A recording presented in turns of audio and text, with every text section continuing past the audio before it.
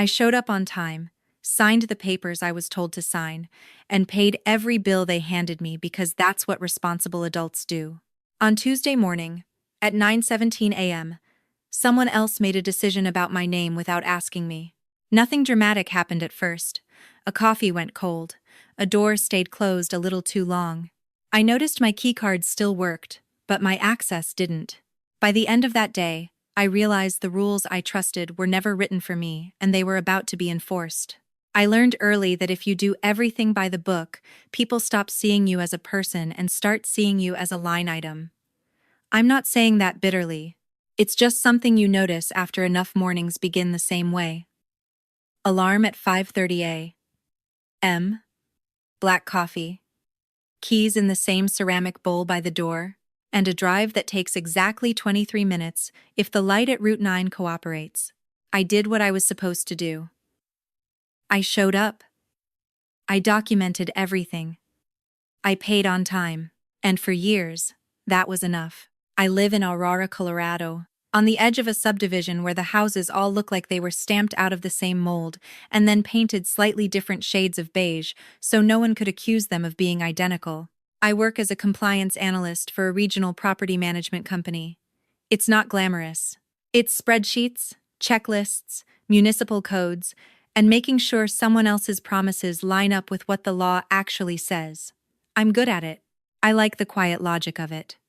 Rules don't play favorites. At least, that's what I believed. On Tuesday morning, at 9:17 a.m., I was sitting at my desk with a legal pad open to a fresh page. I had written the date at the top out of habit. I was halfway through an email to the city clerk about a permit discrepancy when my inbox refreshed. One new message. No subject line. Just my name in the greeting, spelled correctly, which I remember noticing because most people get it wrong. The message was short. 3 sentences. Polite, neutral, informational. It said there had been a structural update to the account I oversaw. It said the change was effective immediately. It said there was no action required on my end. No action required is one of those phrases that sounds like relief until you realize it usually means you've already been removed from the equation. I stared at the screen longer than I should have. Around me, the office hummed the way it always did. The printer coughed out a stack of reports. Someone down the hall laughed at something on their phone. The HVAC kicked on with a low rattle. Nothing about the room acknowledged that anything had shifted. I minimized the email and opened the internal dashboard. The login page accepted my password on the first try. The home screen loaded. My name was still in the corner. That should have reassured me. Instead, I clicked into the account I'd managed for 3 years, the one with the tight margins, the picky HOA board, the monthly audits I never missed. The Access tab was grayed out. I refreshed. Same result. I checked another account.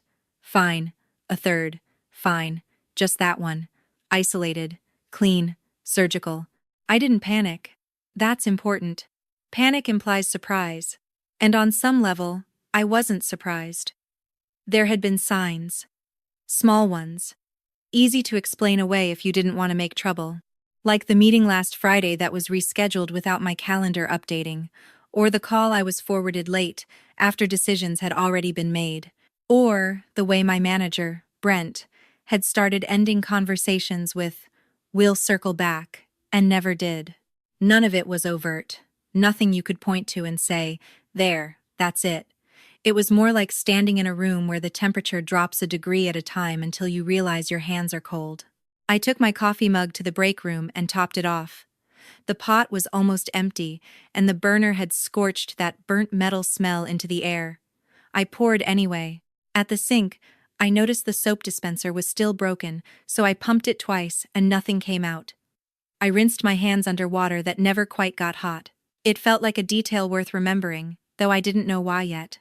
Back at my desk, I sent a message to IT. Short, factual. I included a screenshot, then I waited. Waiting is something you get good at in my line of work. Waiting for signatures, waiting for approvals, waiting for someone to admit they made a mistake. 10 minutes passed, then 20. I checked my sent folder to make sure the message had gone through. It had. Delivered. Read. At 9:52 a.m., Brent appeared in the doorway of my cubicle. He didn't step inside. He leaned on the partition with one hand, casual, like he was about to ask me about my weekend. "Hey," he said. "You got a minute?" I saved my file and stood up. "Sure." He gestured toward the small conference room near the windows. As we walked, I noticed he didn't bring his laptop or a notebook. He didn't bring anything at all. The room smelled faintly like dry erase markers and lemon cleaner. Sunlight slanted across the table, catching dust motes in the air. Brent sat across from me and folded his hands. He smiled the way people do when they're trying to look approachable while delivering information they don't intend to negotiate. "So," he said, drawing the word out. "We made a few adjustments this morning." I waited. Silence can be useful if you let it sit long enough. "The HOA account," he continued. "We're restructuring oversight, streamlining, you know how it is." I nodded slowly. I noticed my access was removed. "Right," he said, too quickly. "That's part of it. Temporary." I'm said. "How temporary?" I asked. He tilted his head, considering. "Hard to say. Depends how things shake out." I looked at him. Really looked. His tie was slightly crooked. There was a coffee stain on his sleeve, dried and faint. He hadn't noticed either. "Who's overseeing it now?" I asked. Another pause. This one longer. "That's still being finalized." That was when I understood this wasn't about efficiency, or streamlining, or anything neutral. This was about control. About deciding who needed to be in the room when choices were made, and who didn't. "I wasn't informed," I said. I kept my voice even. "That account has compliance deadlines this week." Brent smiled again. "We've got it covered." That phrase landed heavier than it should have. We've got it covered. Not I, not the team. We. A collective I wasn't part of. The meeting ended without a clear next step. No timeline, no documentation. I walked back to my desk and sat down. My key card still worked when I came back from lunch. My email still opened. My name was still on the door. But something essential had been moved out of reach, quietly, while I was doing what I always did, trusting the process. At 12:30 p.m., my phone buzzed with a notification from the HOA portal. An automated alert. There had been a filing update. I clicked it out of reflex. The document was stamped with today's date, a revised authorization form. My name was still there, printed neatly in black ink. Right below it, in a different font, was another name I didn't recognize, and next to mine, in blue, was a digital note. "Removed per directive." No explanation, no initials, just a directive, as if that settled it. I closed the app and set my phone face down on the desk. Around me, the office kept moving. People talked about lunch plans. Someone complained about traffic. A delivery cart rattled past. I sat there and thought about all the rules I'd followed without question. All the times I'd told myself that staying quiet was the same as being professional. That if you did good work, the rest would sort itself out. By the end of that day, I hadn't raised my voice. I hadn't accused anyone of anything. I drove home the same route, parked in the same spot, unlocked my front door with the same key. Everything looked exactly as it had that morning. But the trust I'd built my life around the idea that fairness was automatic if you earned it had already started to crack. I didn't know yet how far it would go. I only knew that something had been taken from me without a fight, and I was about to find out what it would cost to get it back. By the next morning, nothing had been resolved, which in my experience usually meant a decision had already hardened into place. I woke up before my alarm, the dark outside still heavy and quiet, and lay there listening to the furnace kick on and off. It was late October, the kind of Colorado cold that sneaks in overnight and makes the house feel unfamiliar for a few seconds after you open your eyes. I stared at the ceiling and ran through my day before it started, like I always did. Meetings. Reports. A call with the county assessor at noon. The rhythm steadied me. I got up, showered, dressed, and packed my lunch. Turkey sandwich, apple, the same blue ice pack I'd had since grad school. On the counter, my phone buzzed once with a notification from work email. I didn't open it. Not yet. I wanted to pretend, just for the drive, that Tuesday had been a glitch. an awkward miscommunication that would smooth itself out if I stayed calm and reasonable. The drive to the office took 25 minutes that morning. A stalled pickup near the on-ramp slowed things down. I waited, foot on the brake, watching exhaust curl into the cold air. A billboard on the side of the road advertised a personal injury lawyer with a smiling face and a phone number in red. Justice is just a call away. I remember thinking how optimistic that sounded. When I pulled into the parking lot, Brent's car was already there. So was the silver SUV that belonged to Diane from operations. That wasn't unusual. What caught my attention was the unfamiliar black sedan parked near the entrance, its windows tinted darker than the rest. It didn't mean anything. It could have been a client. A vendor, I noted it anyway. Inside, the office smelled like fresh carpet cleaner, sharp and chemical. Someone must have scheduled it overnight. I swiped my keycard. The green light blinked on, still valid. The small reassurance barely registered before my email chimed again. This time, I opened it. It was a calendar invite for a meeting at 10. Hey OA Oversight Alignment. Required attendees were listed beneath. Brent, Diane. 2 names from legal. My name wasn't there. I stared at the screen, waiting for it to update, for my inbox to refresh and correct itself. It didn't. I checked the room reservation. The big conference room with the windows. The one with the speakerphone that always echoed. That was where decisions happened, even when they were framed as discussions. I'd been in that room dozens of times, explaining compliance risks, pointing out small details that saved the company big fines later. I knew the cadence. I knew the tone people used when they wanted agreement, not input. At 9:58, I walked past the room on my way to the printer. The door was open. Papers were spread out on the table. A yellow legal pad sat at Brent's usual spot, already scribbled with notes. I slowed just enough to see Diane adjusting the blinds, her back to the hall. She glanced up and met my eyes. For a split second, something flickered across her face, surprise, maybe, or calculation. Then she smiled. "Morning," she said, brightly. Too brightly.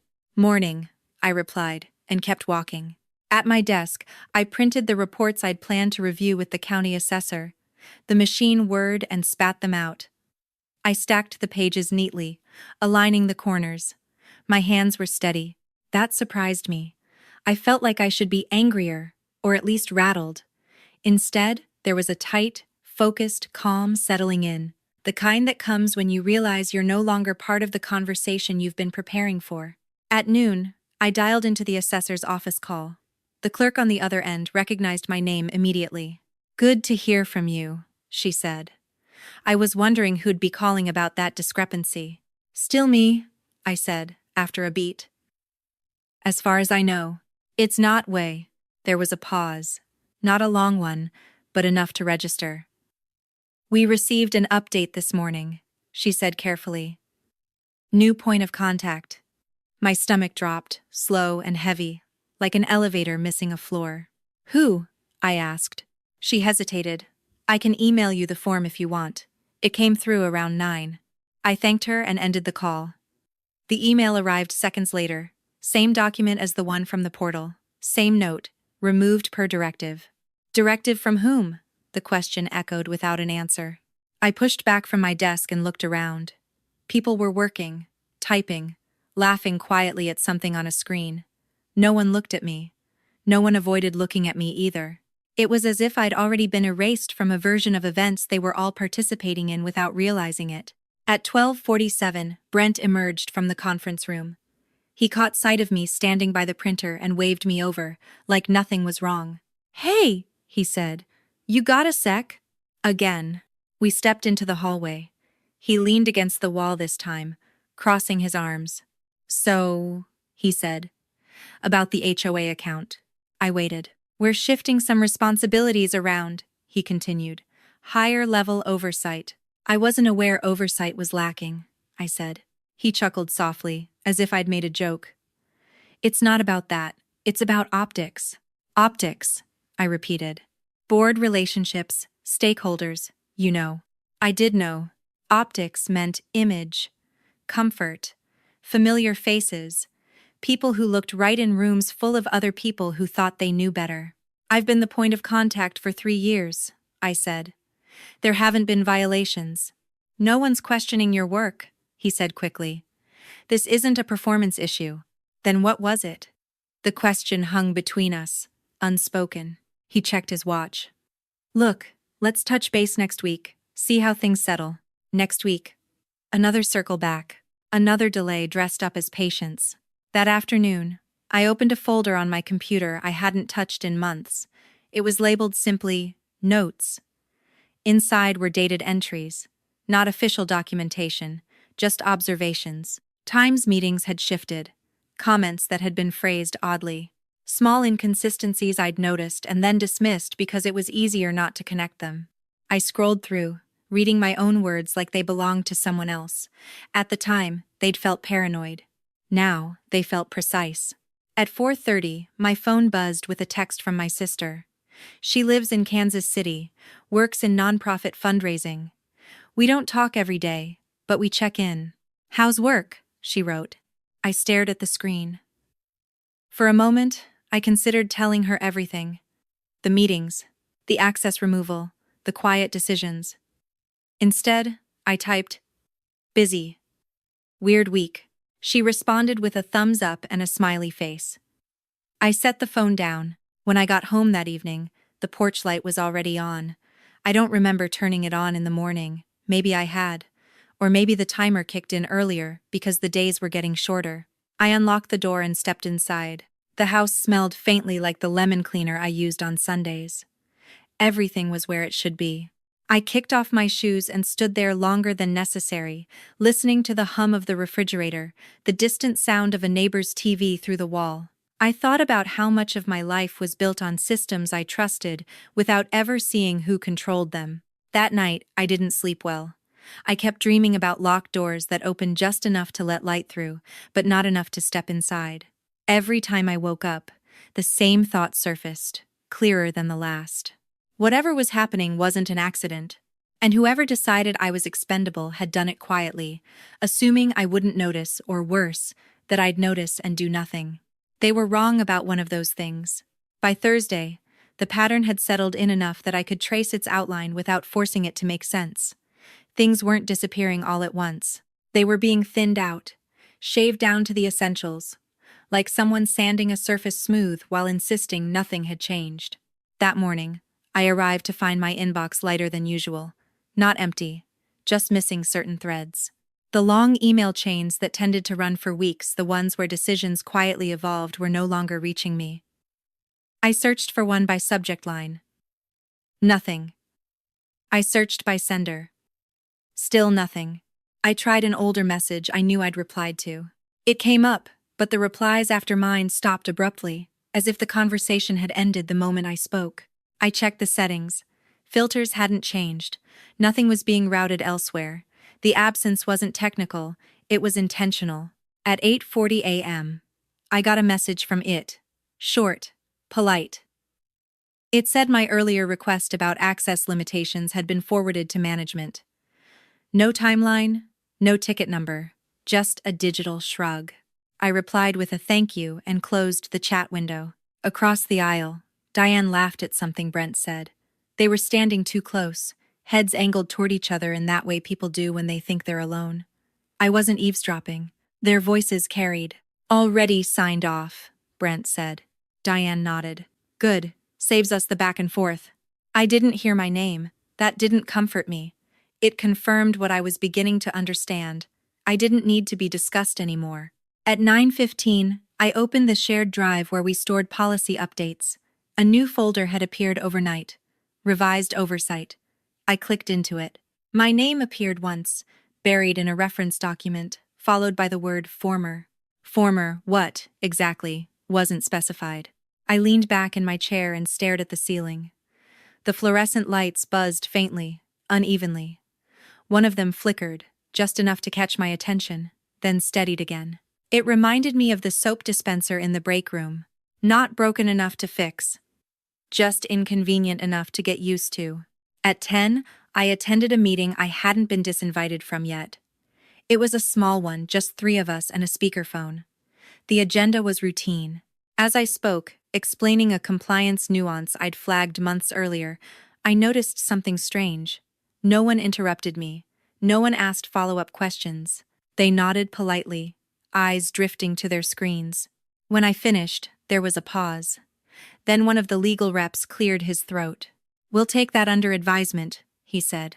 That phrase used to mean something. Now it felt like a door closing softly. After the call, I gathered my notes and returned to my desk. A man I didn't recognize was standing there, scrolling through something on his tablet. Mid-40s. Crisp button-down. Visitor badge clipped neatly to his belt. "Oh," he said, looking up. "Sorry, I was told to grab a copy of the audit summary." I blinked. "Who told you?" He hesitated. "Brent. I can send it," I said.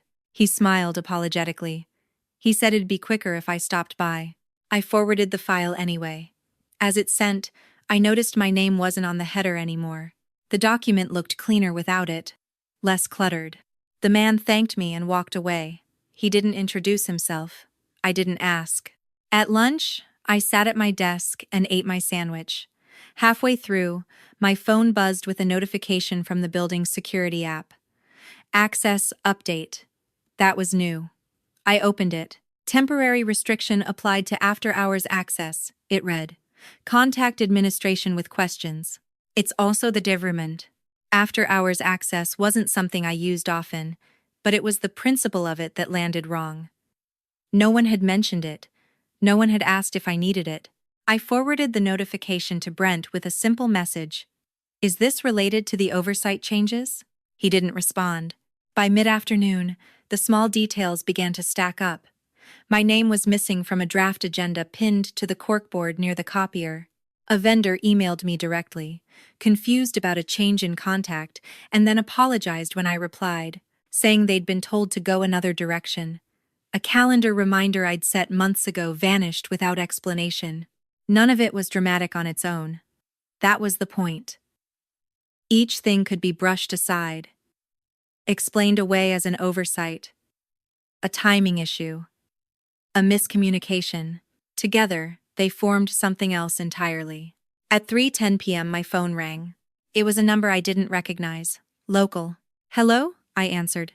"This is Marlene from the HOA board," the voice said. "I'm calling because we received an email this morning that raised some concerns." I straightened. "What kind of concerns?" She lowered her voice, as if someone might be listening on her end. "It said you were no longer authorized to speak on behalf of the management company." We were surprised. I was too, I said truthfully. There was a pause. "You've always been very thorough," she said. "That's why I wanted to call you directly." "Did the email specify a reason?" I asked. "No," she said. "Just that oversight had been reassigned. We were told to direct questions elsewhere." "Who sent it?" I asked. She hesitated. "It came from legal, signed digitally." I thanked her for calling and hung up. My hands were cold. I noticed because the air in the office was warm, almost stuffy. I flexed my fingers and looked down at them, as if they might tell me something I was missing. At 4:45, Brent finally replied to my message from earlier. "Let's discuss tomorrow," he wrote. No explanation. No acknowledgement. Just another delay. That evening, as I packed up to leave, I noticed a small white envelope on my desk. No name, no stamp, just placed there, deliberately. Inside was a printed memo, 1 page. The letterhead belonged to the company. It outlined a temporary role realignment and referenced strategic alignment with external stakeholders. My position wasn't mentioned by title. My name appeared once, at the bottom, under impacted personnel. Impacted. Not informed. Not consulted. Impacted. I folded the paper carefully and slid it into my bag. As I stood to leave, I caught my reflection in the darkened window. I looked the same. Tired, maybe. Focused. Nothing about me suggested I was in the middle of being edged out of my own work. The drive home felt longer than usual. Traffic was light, but my thoughts were loud. I replayed the day in pieces, fitting them together like fragments of a puzzle someone else had already solved. At a red light, I glanced at the clock on my dashboard. 6:02 p.m. The radio murmured softly. A commercial came on, cheerful and insistent, promising peace of mind for a low monthly rate. When I pulled into my driveway, my porch light flicked on automatically. I stood there for a moment before getting out of the car, watching moths circle the bulb, drawn to something bright they didn't understand. Inside, I dropped my bag on the chair and went straight to the kitchen. I poured a glass of water and drank it slowly. My hands had stopped shaking. That worried me more than if they hadn't. I sat at the table and pulled the folded memo from my bag. I read it again, line by line. Then I took out my notebook, the one I used for personal notes, not work, and wrote down everything that had happened that day. Times, names, phrases, not interpretations, just facts. Halfway through, I realized I wasn't writing to make sense of it anymore. I was writing to remember it exactly as it was, before anyone tried to tell me it hadn't happened at all. Friday was the first day something happened in front of witnesses. Up until then, everything had been quiet enough to feel deniable. Emails, access, permissions, words like temporary and alignment floating around without ever landing anywhere solid. If I said something, I would sound defensive. If I pushed, I would look emotional. That calculus had kept me still. Friday removed that option. It started with an all-hands meeting scheduled for 10:30 a.m. The invite came late Thursday evening, after I'd already shut my laptop. Mandatory attendance, no agenda. That alone was unusual. All-hands meetings were usually announced days in advance, with bullet points and talking points prepared. This one felt rushed, like it had been added because someone realized something needed to be said out loud. I arrived early and took a seat near the middle of the room. Not the front, not the back. A neutral position. Around me, people chatted quietly, phones in hand, coffee cups balanced on knees. Brent stood near the projector, talking to someone from legal. Diane sat in the front row, scrolling through her tablet. At 10:32, Brent cleared his throat. "Thanks for making time this morning," he said. "I'll keep this brief." The lights dimmed slightly as the screen lit up behind him. A slide appeared with the company logo and the words, "Operational Update," in a clean sans serif font. "We've been reviewing some internal processes," he continued, "and as part of that, we've made a few strategic adjustments." My pulse ticked up, slow and steady. "This is about ensuring consistency," he said. "Clarity, stronger relationships with external partners." He clicked to the next slide. A simple org chart appeared. Boxes, lines, names. My name wasn't there. At first, I thought I was missing it, that it was tucked somewhere unexpected. I scanned the chart again, more carefully. Compliance was still listed. Oversight was still listed. The role I'd occupied informally, maybe, but clearly had been absorbed into a new box, labeled Senior Advisory Liaison. Next to it was Diane's name. No explanation. No footnote. Just a clean reassignment, presented as if it had always been that way. Brent kept talking. "As part of this realignment," he said, "we'll be streamlining points of contact. This should reduce redundancy and improve efficiency." He didn't look at me. He didn't look at anyone in particular. His gaze stayed fixed on the room as a whole, as if he were addressing a concept rather than people. "Day-to-day workflows won't change for most of you," he added. "If you have questions, feel free to follow up offline." Offline. Later. Somewhere private. I felt eyes on me then. Not all of them. Just enough. Curious glances. Quick looks that slid away as soon as I met them. No one said anything. No one raised a hand. The meeting ended with polite applause. Chairs scraped back. Conversations resumed, louder now, as if sound itself could smooth over what had just happened. Diane stood and walked past me on her way out. She paused. "I meant to tell you," she said softly, leaning in. "This isn't personal." I looked up at her. "Then what is it?" She smiled, the same practice smile she used with vendors. "It's just how things go sometimes." Then she straightened and walked away. I stayed seated for a moment longer than necessary. My hands were resting on my thighs. I noticed a faint crease in my slacks where I'd folded my leg earlier. The room smelled like coffee and dry carpet. Someone laughed near the door. When I finally stood, my legs felt steady. Too steady. I walked back to my desk and sat down. My inbox refreshed automatically. No new messages. At 11:07, an email arrived from legal.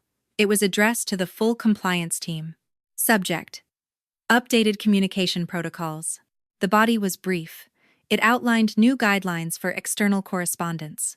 All communications regarding HOA oversight were to be routed through the Senior Advisory Liaison. Questions outside that scope should be escalated accordingly. My name wasn't mentioned. It didn't need to be. At lunch, I ate with a fork balanced on the edge of my desk. I wasn't hungry, but the act of eating grounded me. Across the aisle, a coworker named Josh hesitated near my cubicle. "Hey," he said. "You okay?" "I'm fine," I said. He nodded, shifting his weight. "That meeting was unexpected." "That's one word for it," I said. He opened his mouth, then closed it. "If you need anything." "I know," I said. "Thanks." He walked away, relief visible in the set of his shoulders. He'd done what politeness required. No more, no less. At 2:15, I received a forwarded email from a vendor. The original message, sent to Diane, referenced a conversation I'd supposedly had with them the week before. I hadn't. The details were wrong, timelines skewed, decisions attributed to me that I would never have approved. I forwarded it back with a simple note. This wasn't me. An hour later, Diane replied, copying Brent. "Thanks for flagging. Already handled. Already handled. No correction. No clarification." By mid-afternoon, the quiet humiliation had settled in. Not the sharp kind that burns hot and fast, but the slow kind that sinks into your chest and sits there, heavy and unmoving. I wasn't being accused of incompetence. I was being overwritten. At 4 p.m., the office began to thin out. People packed up early, eager for the weekend. I stayed, not because I needed to, but because leaving felt like conceding something I hadn't yet named. At 4:37, my phone buzzed with a text from an unfamiliar number. Saw the org chart. "Are you okay?" It was Marlene from the HOA board. I hadn't given her my personal number. She must have had it already. I stared at the message. My thumb hovered over the keyboard. "I'm fine," I typed, then deleted it. Instead, I wrote, "I'm aware of the change. Thanks for checking in." She replied almost immediately. "If you want to talk, I'm here." I locked my phone and slipped it into my bag. I wasn't ready for that conversation. Not yet. When I finally left the office, the sky was already darkening. The air outside was crisp, sharp against my lungs. I walked to my car and sat behind the wheel without starting it. For a moment, I let myself feel it fully, the anger, the disbelief, the sting of being dismissed in a room full of people who pretended not to notice. What hurt most wasn't losing the role. It was losing it publicly, without discussion, as if my presence had been provisional all along. As if the years of careful work could be folded away with a slide transition. I drove home in silence. No radio, no podcasts, just the sound of tires on pavement and my own breathing. At home, I changed into sweatpants and stood in the kitchen, staring at the fridge. I wasn't hungry. I poured a glass of water instead and drank it slowly, feeling the cold settle in my stomach. I thought about all the times I'd stayed quiet to keep things smooth. All the moments I'd told myself that professionalism meant absorbing discomfort without reacting. Friday had shown me the cost of that approach. Someone had decided I was small enough to move without asking. They'd done it openly, calmly, and with witnesses. And for the first time since Tuesday morning, I understood something clearly. This wasn't just about what had been taken. It was about what they expected me to accept. Saturday morning arrived without urgency, which felt wrong after the way the week had ended. Sunlight crept through the blinds in thin lines, landing on the wall above my bed. I lay there longer than usual, listening to the quiet of the neighborhood. A lawn sprinkler clicked on somewhere down the block. A car door slammed, ordinary sounds, the kind that usually reassured me. This time, they didn't. I made coffee and stood at the counter while it brewed, watching steam fog the underside of the cabinets. My phone sat face down beside my keys. I hadn't checked my work email since leaving the office. I told myself it could wait until Monday. That whatever had been decided would still be decided in 48 hours. That was the lie I needed to get through the morning. At 8:13 a.m., my phone buzzed anyway. It wasn't email. It was a notification from the HOA portal, the same one I'd received alerts from earlier in the week. I stared at the screen for a second before opening it, bracing myself for another update delivered without context. New filing uploaded. Authorization change, effective immediately. My heart slowed, then thudded harder. I tapped the notification. The document opened slowly, as if my phone were buying me time. It was a scanned PDF, 2 pages long, clean, formal. The kind of form I'd reviewed dozens of times in my career. My eyes went straight to the signature section. There were 2 signatures. One was Diane's. The other was Brent's. Below them, in smaller type, was a statement certifying that all relevant parties had been notified of the change prior to execution. I read that line 3 times. Notified. The form granted full discretionary authority over HOA compliance decisions to the senior advisory liaison role, not oversight, not coordination, authority. It removed the requirement for compliance review before external communication. It also included a clause indemnifying the company against actions taken in good faith by the newly designated representative. Good faith.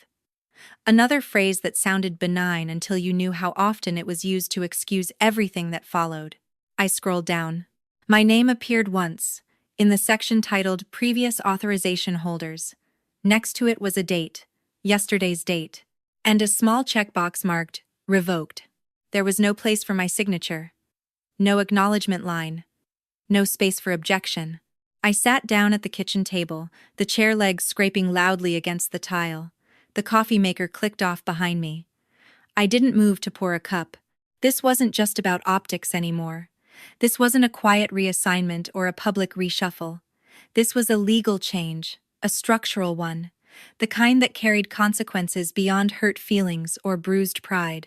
Someone had stripped my authority in writing and certified that I'd been informed when I hadn't. That was the moment the story changed. At 9:02 a.m., I called Marlene. She answered on the second ring. I was hoping you'd call. Did you know about this? I asked, skipping pleasantries. She exhaled. We received the filing last night. It was unexpected. Were you told I'd been notified? I asked. Yes, she said carefully. The email said you were aligned with the change. Aligned. Another word that carried more weight than it admitted. I wasn't, I said.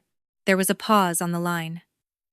In the background, I could hear the faint sound of a television, weekend news, voices rising and falling. I thought you should know, she said finally. The board is concerned. Concerned how? I asked. She hesitated. About the indemnity clause. And the timing. We've always relied on you to flag issues before they became problems. I closed my eyes. Has anything been flagged yet? Not officially, she said. But there have been conversations. Conversations. Always conversations. We ended the call with a promise to talk again soon. When I set my phone down, my hands were shaking enough that the table rattled softly beneath them. I pressed my palms flat against the wood and waited for it to stop. This wasn't personal anymore. It was procedural, and procedures leave trails. I spent the rest of Saturday doing something I hadn't planned to do. Nothing visible. I ran errands, bought groceries, did laundry, folded socks. I moved through the day on autopilot, my mind replaying the document over and over, examining it from different angles. Who had drafted it? Who had reviewed it? Who had decided to file it on a Friday afternoon, when most people were already mentally gone for the weekend? By Sunday evening, I knew one thing for certain. That authorization change wasn't defensive, it was anticipatory. At 7:46 p.m., as I was loading the dishwasher, my phone buzzed again. This time, it was an email notification from my personal account. From norapply@countyrecords.gov. I dried my hands on a towel and opened it. The message was automated. A confirmation that a document related to a managed property had been filed under my company's name. It included a link to view the record. I clicked.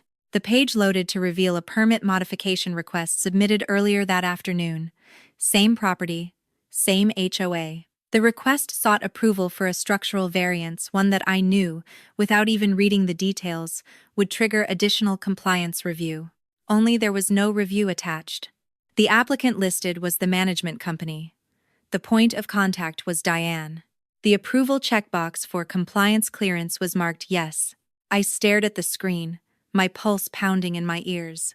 That checkbox wasn't supposed to be checked without documentation, without inspection, without sign-off, without me. I scrolled down. The timestamp read 3:22 p.m. They hadn't just removed me. They'd moved quickly to act without me. I sat back in the chair, the dishwasher humming beside me. For a long moment, I didn't feel angry. I felt cold, clear. The way you do when you finally understand the rules of a game you didn't realize you were playing. This was the event, the real one, not the meeting, not the org chart, not the quiet comments in the hallway. This was a decision that crossed a line.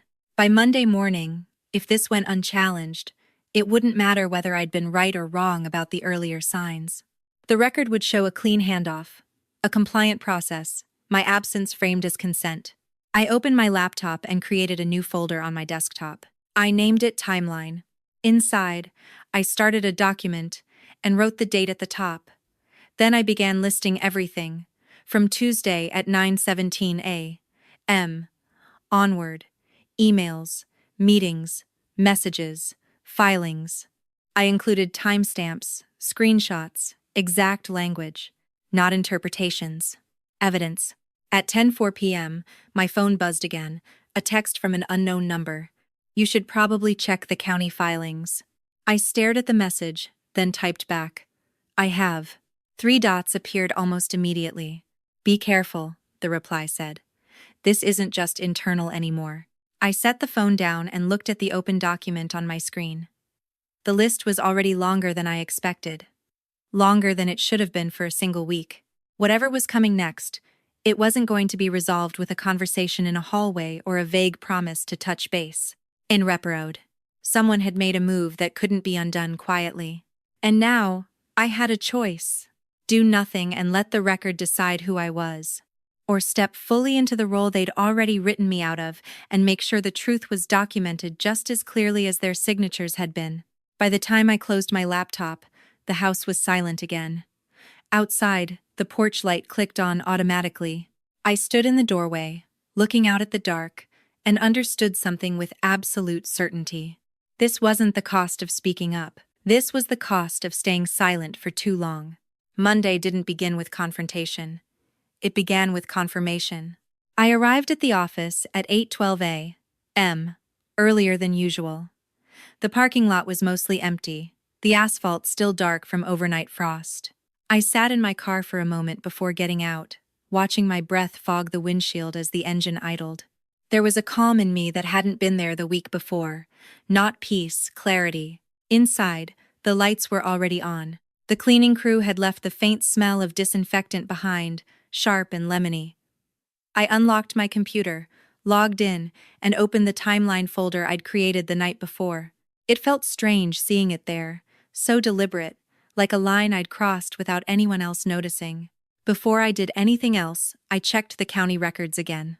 The permit modification request was still pending. No rejection, no flag, no note requesting additional documentation. The system treated it as complete. That shouldn't have been possible. I pulled up the compliance checklist we'd used for years. It was a simple spreadsheet, nothing fancy. Boxes that had to be checked, fields that had to be filled, attachments required before submission. I compared it line by line to the filed request. 3 required attachments were missing. 3. Not optional. Not discretionary. Required. And yet the system showed compliance clearance. Yes. Acantrues of hindations. That checkbox wasn't automatic. It had to be manually selected by someone with authority. Authority they had taken from me. At 8:37, I received an email from IT. Subject: Access Update, County Interface. The body was brief. Per management request, your credentials for external filing interfaces have been deactivated. Please direct any questions to administration. I read it twice. Then a third time. Deactivated, not suspended, not under review. Deactivated. They weren't just excluding me anymore. They were closing doors behind themselves. I didn't reply. Instead, I opened my notebook and wrote down the exact time. Then I added the email to the timeline folder. At 9:05, my phone buzzed. A voicemail notification, unknown number. I stepped into an empty conference room before listening to it. The room was small, windowless, usually reserved for quick calls. The door clicked shut behind me. "Hi," the voice said. Male, calm, slightly rushed. "This is Paul with the contractor's office. I'm following up on the variance approval. We just wanted to confirm we're clear to proceed." Diane said compliance had already signed off. There was a pause. Papers rustled. "She mentioned you were out of the loop now," he added, almost as an afterthought. "So I figured I'd just double-check." I closed my eyes. "Can you call me back?" the message continued. "I want to make sure we're all on the same page." He left his number. I didn't call back right away. Instead, I opened the internal communications log. It was something I'd rarely needed to use a back-end record of system messages and approvals. Most people didn't even know it existed. It wasn't secret, just obscure. Buried 3 menus deep. I searched by date. Friday afternoon. There it was. An internal note attached to the HOA account. Time-stamped 3:14 p.m. Authored by Diane. Compliance review complete. No outstanding issues. No attachment. No checklist. No reference. Just a statement. Below it, a system log entry showed the compliance clearance checkbox being toggled from no to yes at 3:22 p.m. The user ID didn't match Diane's. It matched Brent's. My chest tightened not with panic, but with something colder. Focused. I took screenshots. Carefully. Including the timestamps, the user IDs, the sequence. This wasn't sloppy. It was coordinated. At 10:11, I finally called Paul back. "Hi," I said. "This is the person you were trying to reach." "Oh, great," he said, relief evident. "So we're good to go?" "No," I said simply. "You're not." There was a pause. Diane said. "I know what Diane said," I interrupted, "but compliance clearance was improperly filed." Silence stretched across the line. "What does that mean for us?" he asked. "It means," I said, choosing my words carefully, "that proceeding without proper clearance exposes you and the company to risk." Another pause. "Can you put that in writing?" "Yes," I said. "I can." I hung up and drafted an email. Neutral, precise, no accusations. I outlined the missing documentation, the incorrect clearance, the potential consequences. I CC'd Diane. I CC'd Brent. I CC'd legal. Before sending it, I read it once more. Then I added one line at the end. For the record, I was not notified of the authorization change prior to filing. Then I sent it. The response was immediate. Not from Diane. Not from Brent. From legal. Subject, compliance status, HO variance. Thank you for bringing this to our attention. We are reviewing internally. Again. At 11:02, Brent appeared at my desk. "We need to talk," he said. "I agree," I replied, standing. This time, he didn't gesture toward a conference room. He walked ahead of me, toward his office. The door closed behind us with a soft click. He didn't sit. Neither did I. "This is getting out of hand," he said. "I didn't make it that way," I said. He ran a hand through his hair. "You're complicating a process that was already resolved." "It wasn't resolved," I said. "It was falsified." His jaw tightened. "Be careful with your language. Be careful with your filings," I replied. For a moment, neither of us spoke. The air between us felt dense, like a storm about to break. "You're overstepping," he said finally. "I was removed without notice," I said. "Authority was reassigned under false certification. A clearance was filed without documentation. That's not overstepping. That's documentation." He exhaled sharply. "You need to let this go." That was the moment everything clarified. "Why?" I asked. He didn't answer right away. When he did, his voice was quieter. "Because if this unravels," he said, "it won't stop where you think it will." I held his gaze. "That's not my concern."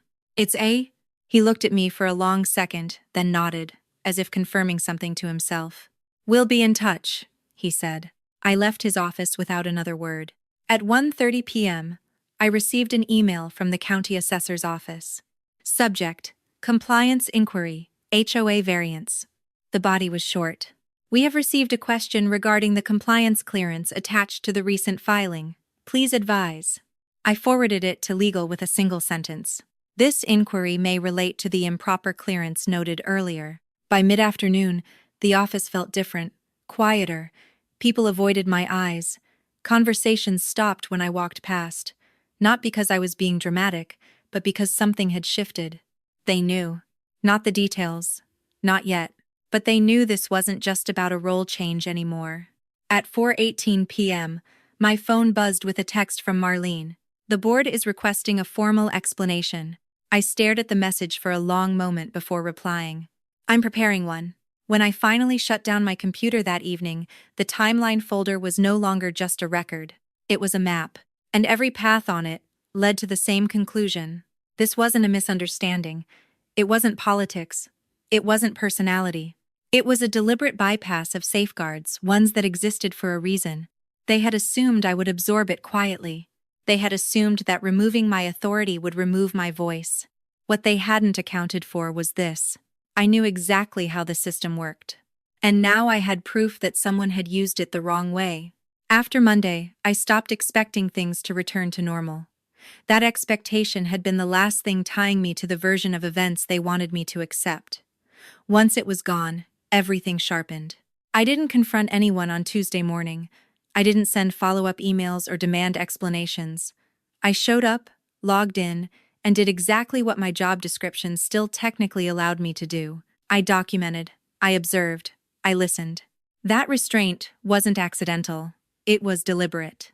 I'd spent enough years in compliance to know that when people sense pressure, they change behavior. They close ranks. They get careful. They stop making mistakes in writing and start making them in hallways and half sentences. If I wanted to understand the full shape of what was happening, I needed them comfortable, confident, certain that the worst had already passed. So I let them believe that. At 8:46 a.m., Diane walked past my desk without looking at me. At 9:10, Brent laughed loudly in his office, the door open, like someone who wanted to be heard enjoying himself. At 9:30, a meeting invite went out for later that afternoon. I wasn't included. I noted the time. Nothing else. By mid-morning, legal sent a brief update. They were continuing to assess the compliance issue. No resolution, no assignment of responsibility, just time. Time was something I could work with. I spent the next hour reviewing historical filings for the HOA account. Not just the recent ones, the older ones, the boring ones, the ones no one revisited unless something went wrong. I compared timelines, sign-off patterns, who approved what, and how often exceptions were made. A pattern emerged. Diane had always been the messenger, the intermediary, the person who framed decisions as consensus. But the actual approvals, the moments where the system shifted from review to execution, almost always traced back to Brent's credentials. He didn't initiate. He authorized. That distinction mattered. At 11:15, Paul from the contractor's office called again. This time, I let it go to voicemail. When I listened later, his voice sounded tighter. "We're being told to proceed," he said. "If there's an issue, we need to know now." I saved the message, added it to the folder. At lunch, I didn't leave the building. I sat in the break room with my salad and listened. Two people from operations stood near the microwave, talking in low voices. "Said it was cleared," one of them said. "Legal cleared it?" the other asked. "No, Brent." There was a pause. Then, "That's not how it usually works." I didn't look up. I didn't interrupt. I finished eating and threw my container away. In the afternoon, I received an email from County Records.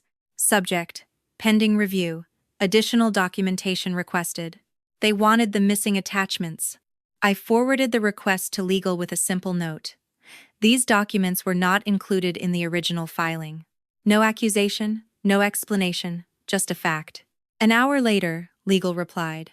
They asked for time. Time again. By the end of the day, it was clear that no one was going to pull the emergency brake. Not yet. The filings were still active. The authorization change still stood. The narrative internally, at least, was that this was a manageable hiccup. That was fine. I went home and opened my laptop at the kitchen table. Outside, the temperature had dropped, and the heater clicked on with a dull thump. I created a second folder alongside Timeline. I named it External. Inside, I started compiling contact information: county offices, HOA board members, oversight committees, public records departments.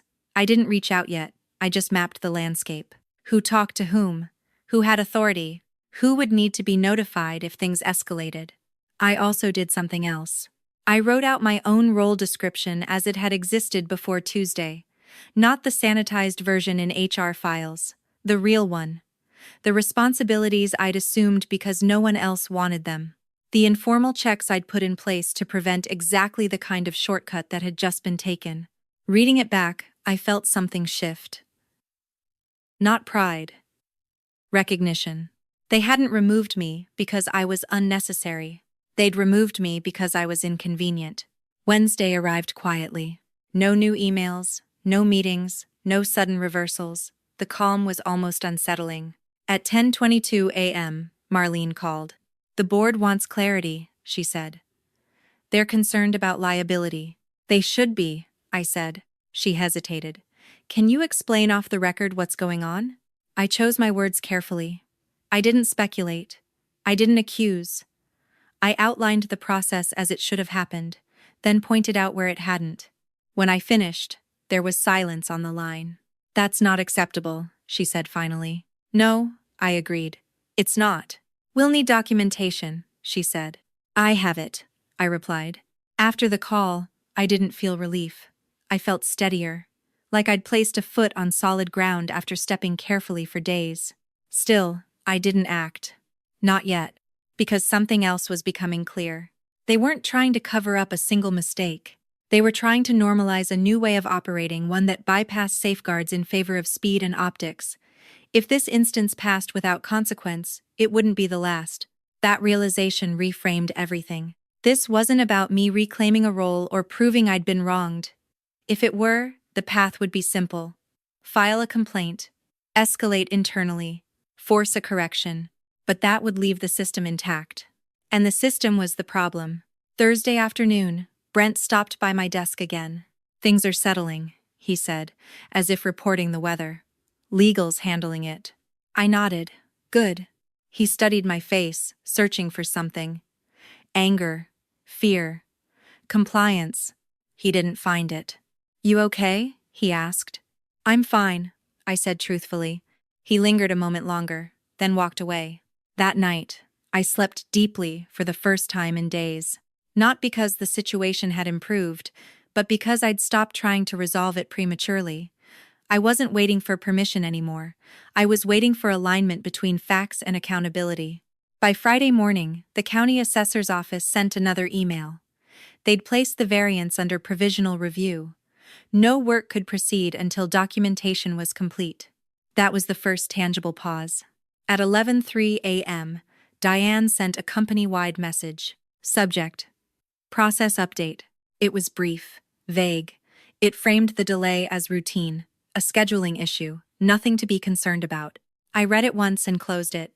At 2:40, my phone buzzed with a text from the unknown number that had warned me earlier. "They're nervous." I didn't reply. Instead, I opened my laptop and finalized the document I'd been drafting all week. Not a complaint. Not a demand. An account. Dates, times, actions, filings, authorizations. No adjectives. No conclusions. Just the truth, laid out in sequence. I saved it as a PDF and stared at the file name for a long moment. Then I renamed it. Record. I wasn't ready to send it yet. But I was close. Because one thing had become undeniable over the past few days. Staying silent wasn't neutral. It was permission, and I was done giving that without understanding the cost. By the following Monday, the situation had settled into a strange, suspended state. Nothing had been fixed, but nothing had exploded either. From the outside, it probably looked like a minor procedural hiccup, one of those administrative tangles that resolved itself quietly once the right people exchanged the right emails. Inside the office, though, the air had changed. Conversations lowered when I walked past. Doors closed more often. Decisions were made faster and documented less. That told me everything I needed to know. I stopped waiting for updates and started repositioning myself. Not outwardly. Not in a way anyone could point to and say, "She's gearing up for something." I kept my tone neutral, my posture relaxed. I answered emails that still came to me. I completed tasks that hadn't been stripped away yet.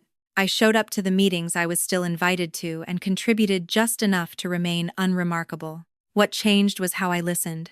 I paid attention to what wasn't said, to the assumptions tucked into casual phrases, to the way certain names were mentioned with a new caution, as if people were adjusting their language in real time, testing what was safe.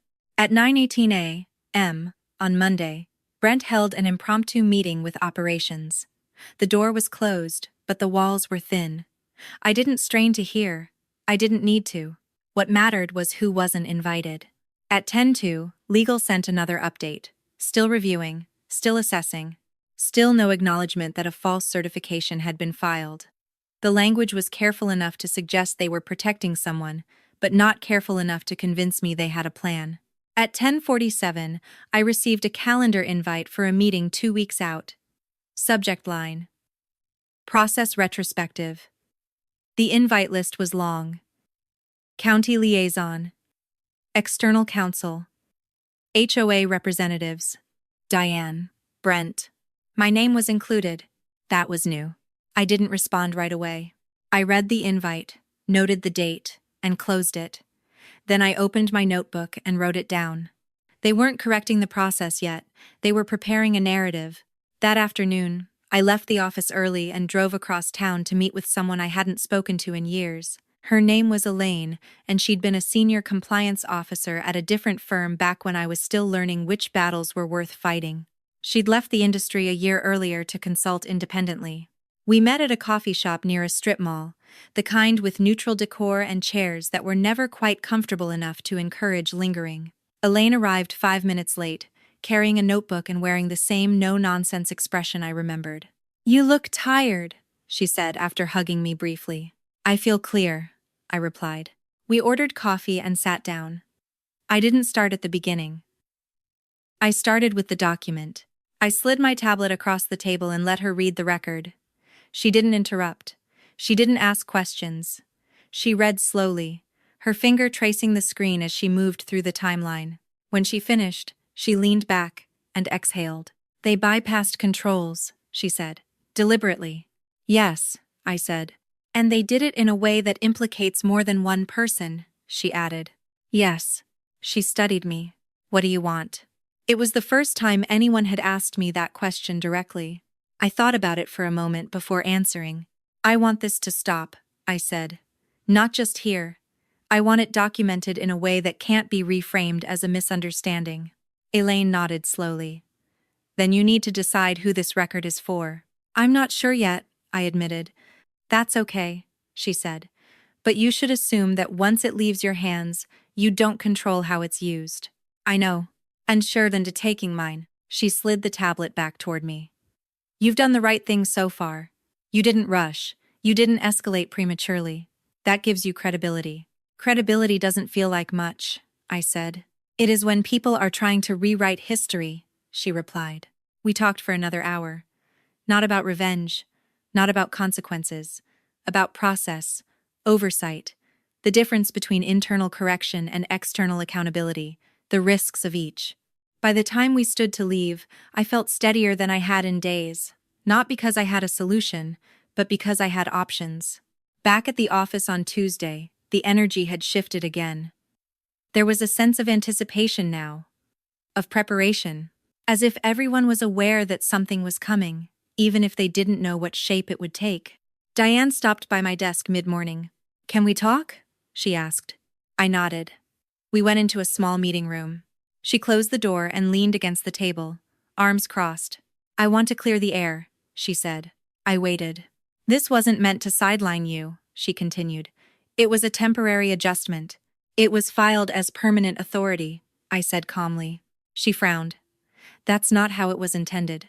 Intent doesn't override documentation, I replied. Her jaw tightened. You're making this bigger than it needs to be. I looked at her. You made it bigger when you certified notification that didn't happen. She opened her mouth, then closed it. For a moment, she looked genuinely uncertain.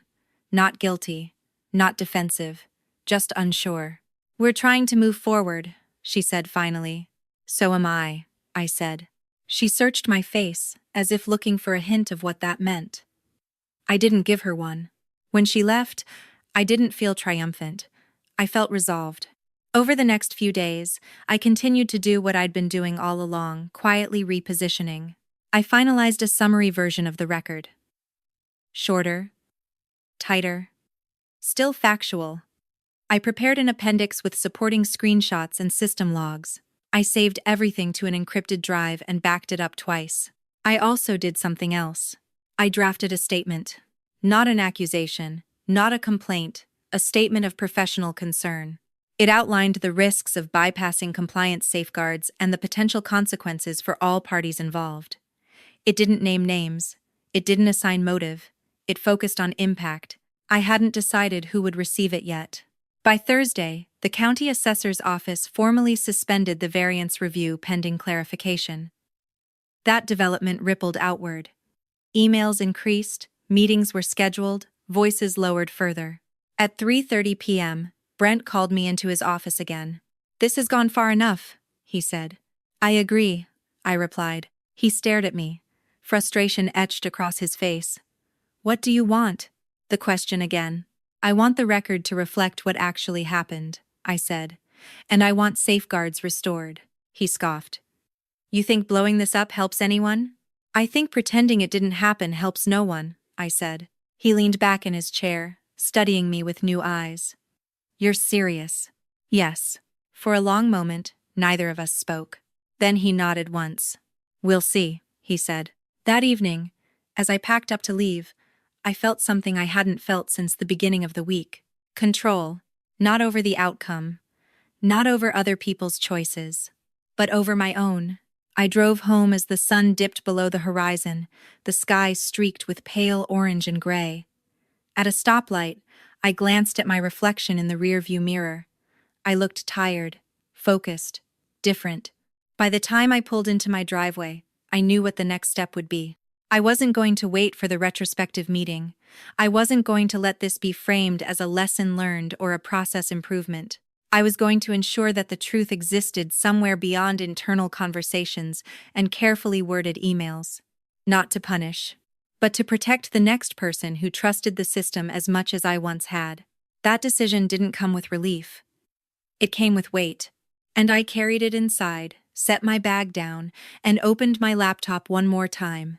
The record was ready. Now it was just a matter of deciding where it belonged. The invitation for the process retrospective arrived with a revised agenda attached. That alone was unusual. I opened the file at my desk on Thursday morning and read through it carefully. The language had shifted since the original invite. Where it once said review of recent events, it now read alignment on process improvements. Where it once listed variance filing as a topic, it now said communication flow. The word error didn't appear anywhere. It was clean, polished, reassuring. It was also designed to end the story. I didn't decline the meeting. I didn't ask questions. I clicked accept and added it to my calendar.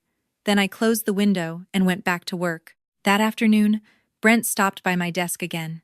He didn't ask to talk privately this time. He leaned against the cubicle wall, relaxed, like someone checking in on a project that was finally back on track. Looks like we're getting this wrapped up, he said. That's what it looks like, I agreed. He nodded, satisfied. Legal's comfortable with the approach. County's been cooperative. The board wants closure. Everyone wants closure, I said. Exactly, he replied. No reason to drag this out. I watched him for a moment. He looked tired, but relieved. The kind of relief that comes when you believe a problem has been successfully contained. When he walked away, I opened my notebook and wrote down the time. Friday passed quietly. Too quietly. Emails slowed. Meetings were postponed. The urgency that had pulsed through the office earlier in the week dissipated, replaced by a collective exhale. People smiled again.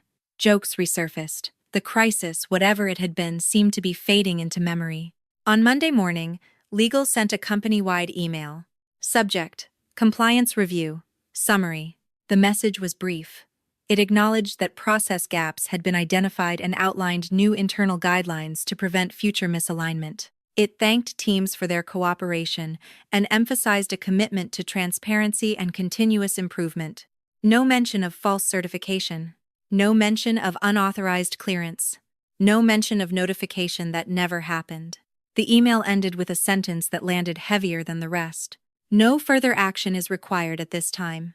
I read it once, then again. Then I closed my laptop. At 10:30, the retrospective meeting began. The conference room was full. More people than necessary. External counsel sat at one end of the table.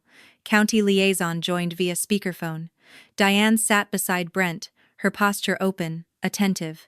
I took a seat near the middle, notebook closed, pen resting untouched on top. The meeting followed the agenda precisely. There were slides, charts, timelines, carefully edited ones. The variance filing was described as premature, not improper. The authorization change was framed as accelerated, not false.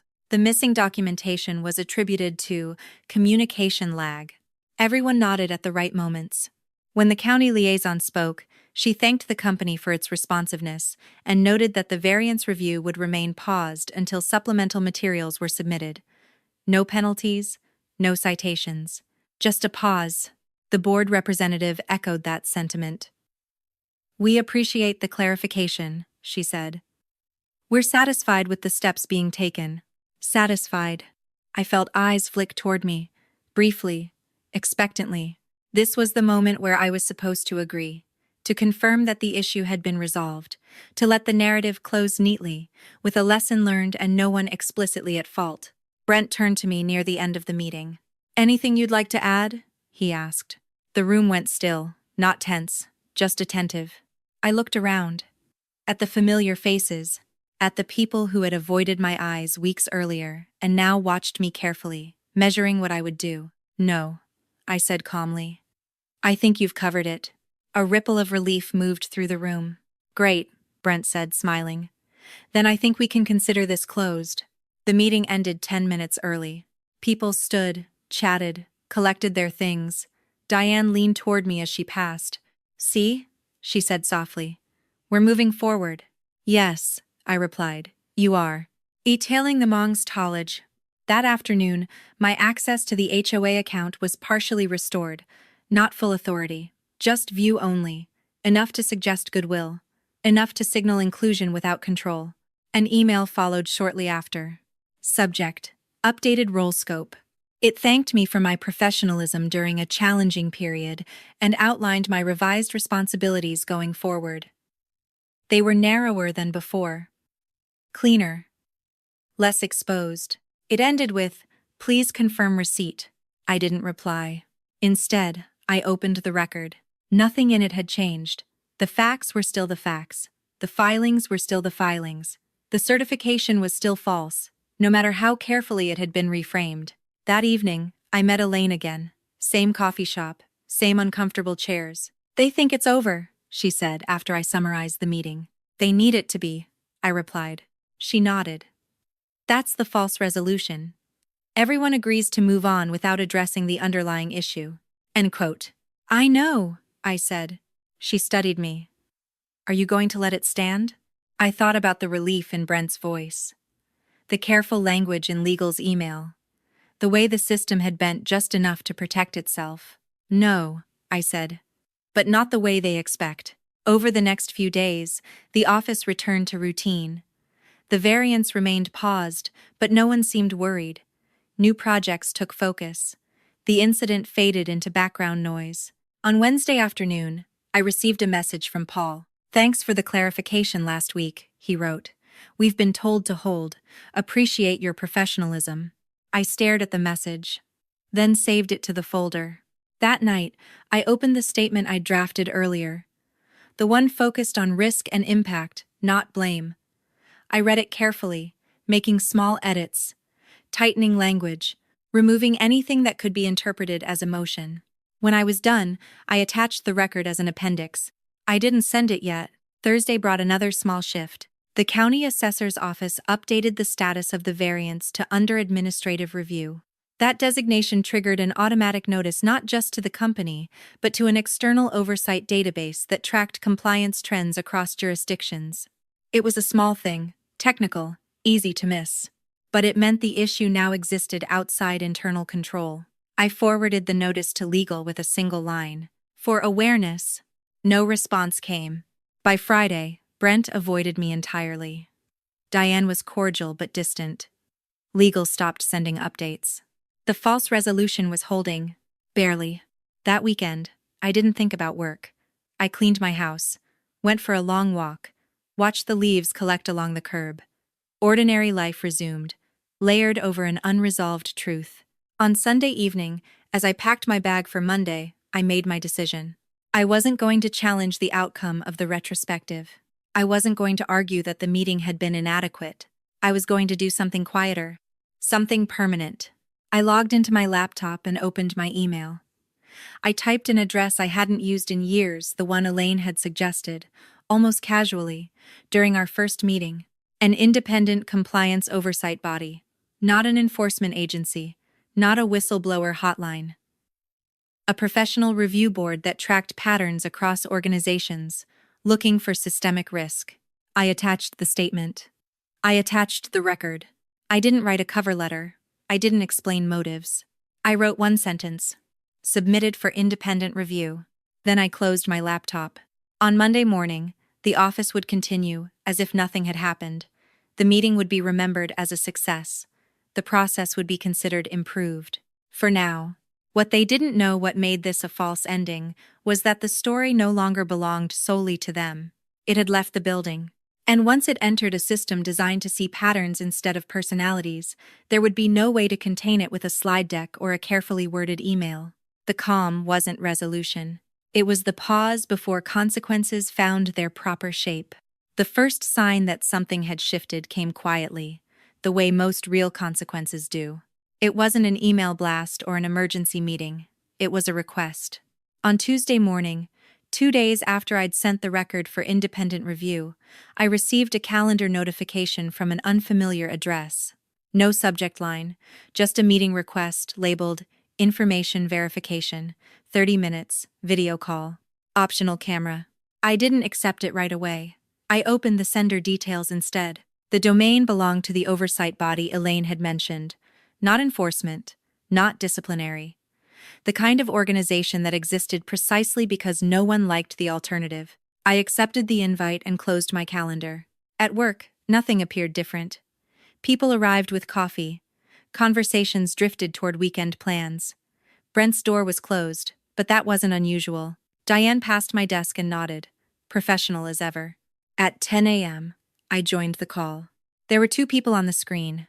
A man and a woman, both middle-aged, both with the calm, neutral expressions of people who had seen this kind of situation many times before. "Thank you for meeting with us," the woman said. "This is not an investigation." I nodded. I'd expected that.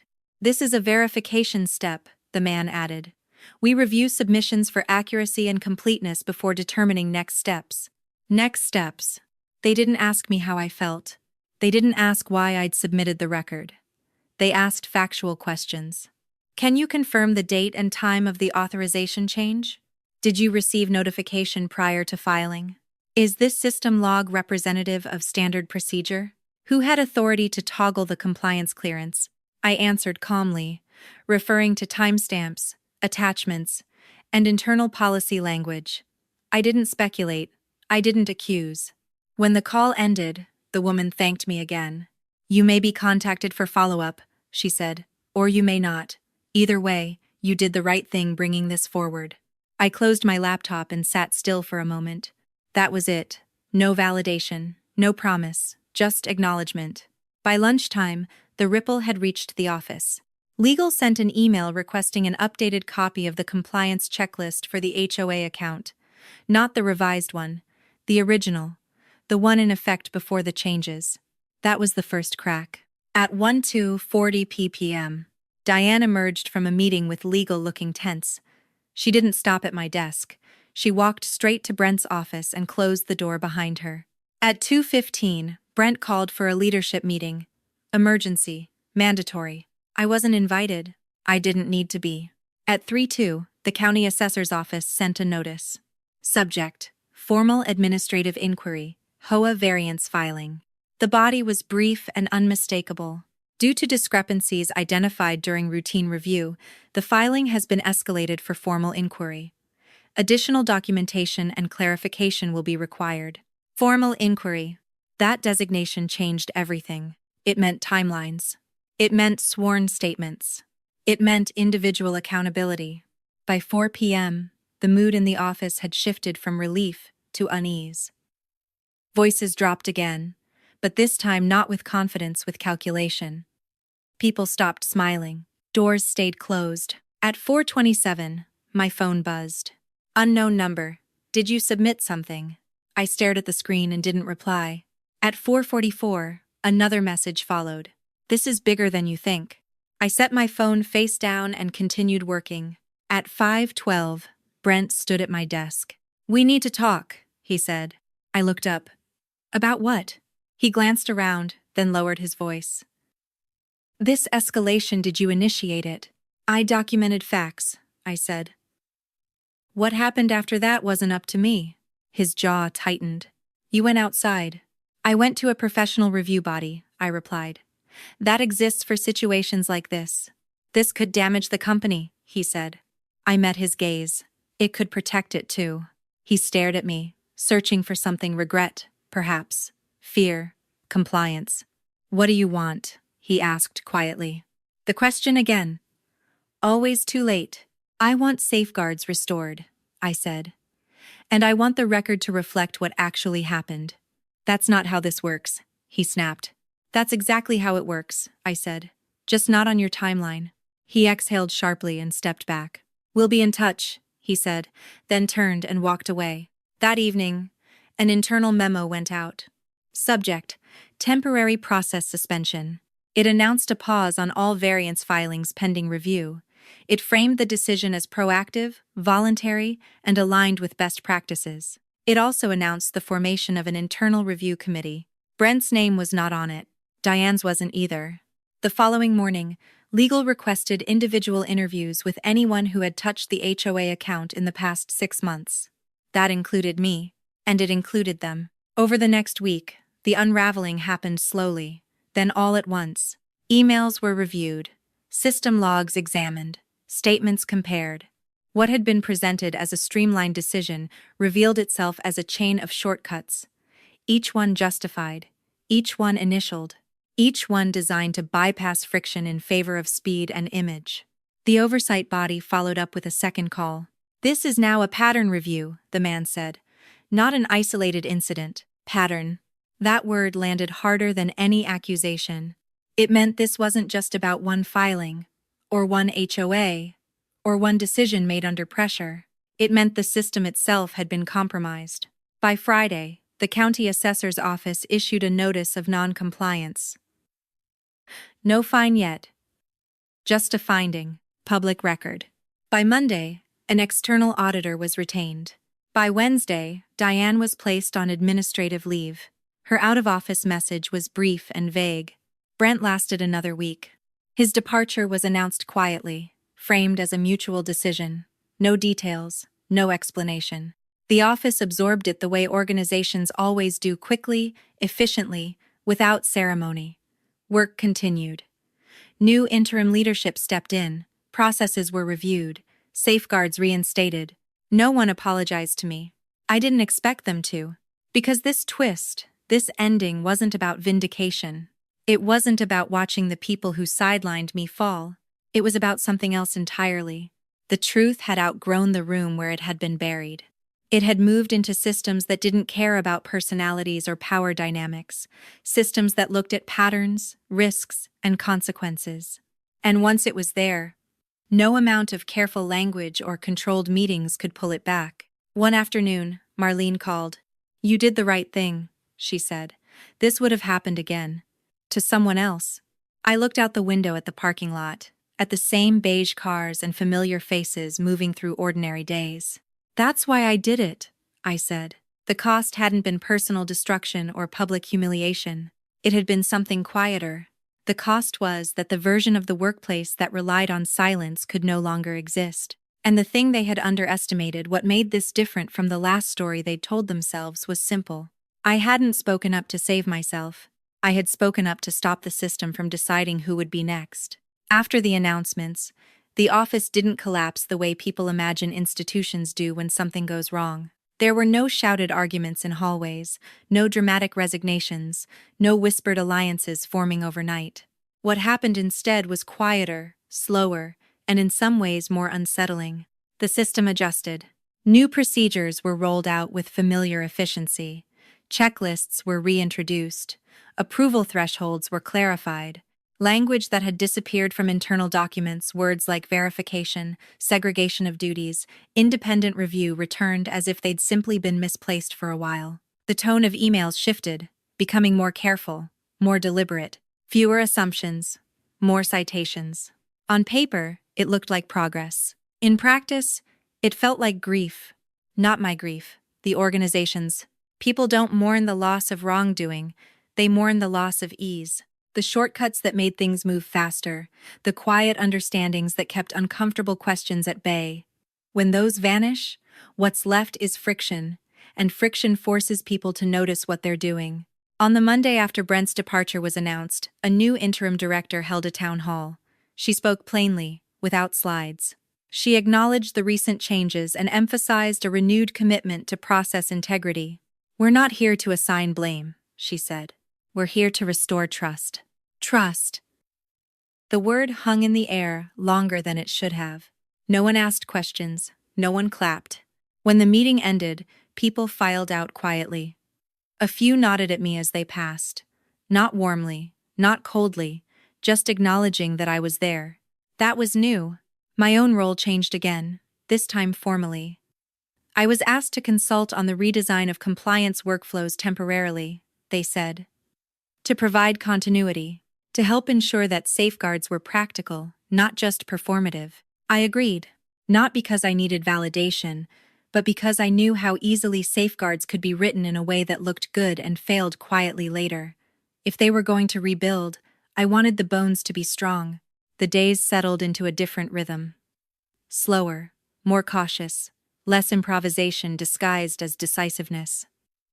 Meetings ran longer because people asked questions they hadn't bothered with before. Some found that frustrating. Others seemed relieved. Diane's name stopped appearing in email chains. Her office door remained closed, then empty. No one talked about her directly. Her absence was treated like a fact of nature, something acknowledged and then worked around. Brent's departure was absorbed even more efficiently. His responsibilities were redistributed, his projects reassigned. His influence faded faster than I'd expected. Power leaves quietly when it's no longer protected. One afternoon, I received a message from legal asking for clarification on an old policy interpretation. The question was careful, precise. It acknowledged ambiguity and asked for guidance. I answered it with a citation and a short explanation. At the end, I added a sentence I'd never felt comfortable writing before. If there's uncertainty, it's better to pause than to proceed without verification. They replied with a thank you and incorporated the language into the draft. That was the new normal. Outside the office, the consequences rippled outward in smaller ways. The HOA board issued a brief statement to residents, explaining the delay in approvals and reaffirming their commitment to compliance. The county assessor's office closed the inquiry after corrective actions were documented. No fines were issued, no headlines followed. From the outside, it looked like a resolved issue. Inside, the memory lingered. People were more careful about who they copied on emails, about what they certified, about what they assumed someone else had already checked. That caution wasn't fear, it was awareness. The kind that comes after you realize a system can fail quietly if everyone agrees not to look too closely. One evening, as I was packing up to leave, Josh, the coworker who'd asked if I was okay weeks earlier, stopped by my desk. I wanted to say something, he said. I looked up. Okay, actuode. I didn't know what was going on at the time, he continued. But I'm glad someone noticed. I nodded. Me too. He hesitated, then added, it made me look at some of my own assumptions. After he left, I sat there for a moment, thinking about that. Assumptions are comfortable. They let you move quickly. They also let you miss things that matter. At home, life continued much as it always had. I cooked dinner, did laundry, went for walks in the evening as the air cooled and the lights softened. Friends asked how work was. I gave them the short version. It was a weird few weeks, I said, but it's settling. That was true, in a way. What I didn't say, what I couldn't easily explain, was that something fundamental had shifted for me as well. Not in my confidence, not in my sense of right and wrong. In my expectations. I no longer believed that systems corrected themselves just because they were designed to. I'd seen how easily they could be bent by convenience and protected by silence. I'd also seen how difficult it was to restore them once that bending became routine. That awareness came with a kind of quiet responsibility. One afternoon, the oversight body emailed me again, not with an update or a request, just a note. Thank you for your cooperation. The review has been closed. Closed. I read the message and archived it. The record would remain in their system, tagged and searchable, part of a pattern that might one day connect to something else. That was enough. Weeks later, during a training session for new hires, the interim director referenced a hypothetical scenario, a compliance shortcut, a missing approval, a decision made under pressure. What would you do? She asked the room. Hands went up, people answered cautiously, thoughtfully. Someone mentioned escalation. Someone else mentioned documentation. Someone said, I'd pause. I watched from the back of the room, unnoticed, and felt something like relief. Not because I'd been proven right, but because the conversation itself had changed. There was no grand acknowledgement of what had happened, no apology tour, no plaque or commendation. That wasn't the currency of this kind of outcome. The real aftermath was subtler.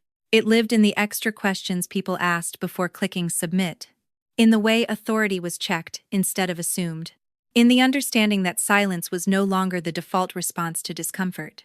One evening, as I locked up and headed to my car, Marlene called. The board voted unanimously on the revised oversight structure, she said. Your recommendations were included. That's good, I said. She paused. You know this wasn't just about us, right? Yes, I said. This will change how other boards handle similar situations, she added. We've already gotten calls. I leaned against my car, the metal cool under my palm. Then it was worth it. After we hung up, I sat behind the wheel for a moment, watching the sun dip behind the buildings across the street.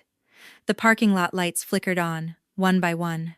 The cost of speaking up hadn't been personal ruin or professional exile.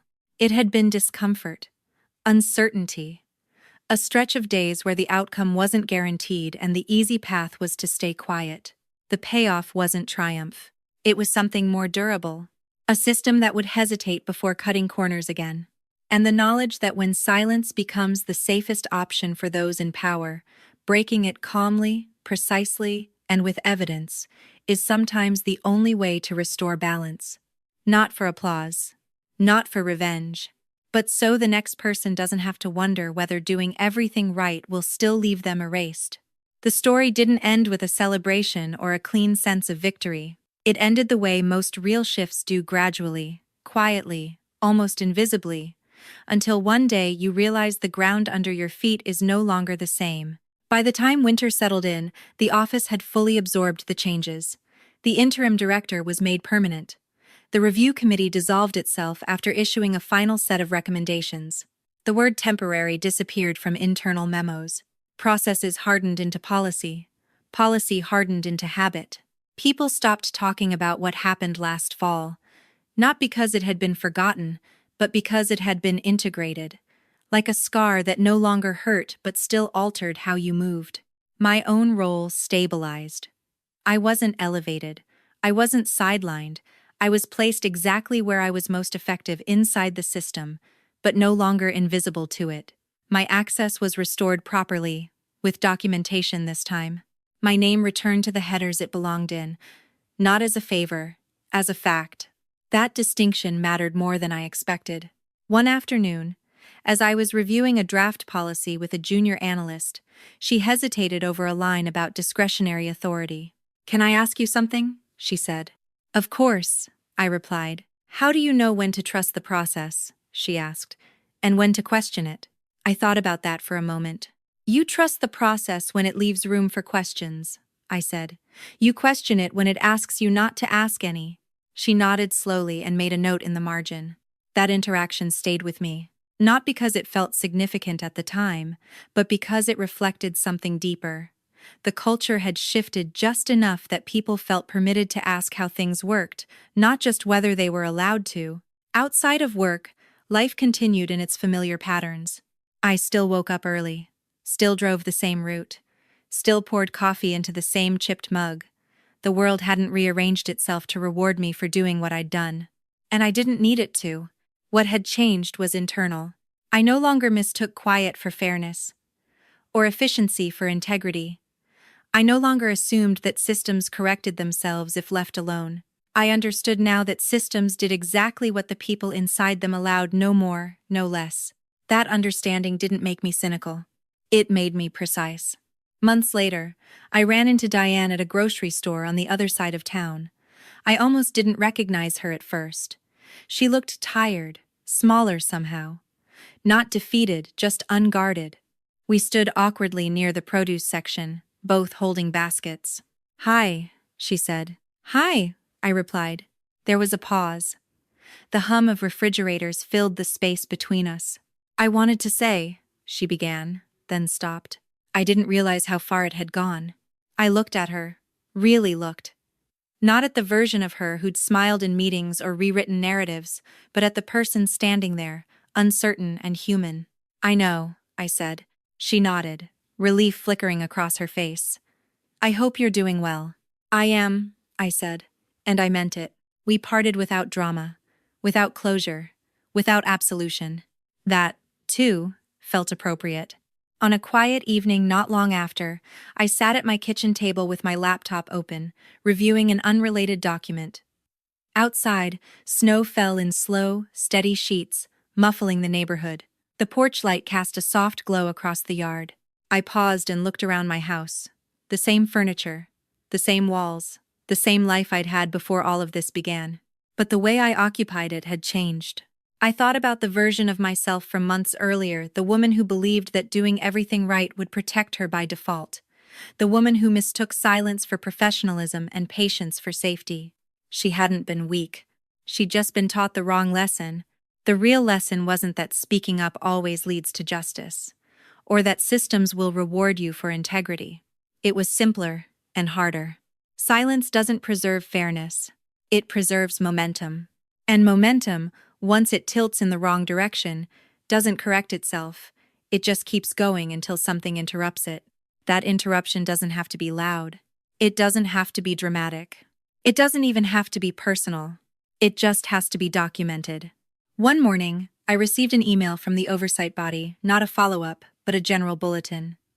It outlined anonymized trends they'd identified across multiple organizations, repeated patterns, familiar shortcuts. The same language I'd seen before, stripped of names and contexts. My situation wasn't mentioned. It didn't need to be. I forwarded the bulletin to a few colleagues with a short note. Worth reading. No explanation, no commentary. Just information, passed along. That was the final shift, the one that confirmed the story was truly over. Not because everything had been fixed, but because the responsibility no longer sat on my shoulders alone. The knowledge had spread. The awareness had dispersed. The system had learned, not because it wanted to, but because it had been made to see itself clearly. On my last walk of the year, I bundled up and headed down the familiar street as the sun dipped low. The air was sharp, the sky pale and wide. My breath rose in small clouds with each step. I thought about how easy it would have been to stay quiet, to accept the revised role, to let the false resolutions stand. Nothing catastrophic would have happened to me, but something would have continued to happen to others. That was the part that mattered. Justice, I learned, isn't always about restoring what was taken from you. Sometimes, it's about making sure the thing that hurt you doesn't become standard practice for the next person who walks through the door, believing the rules apply equally.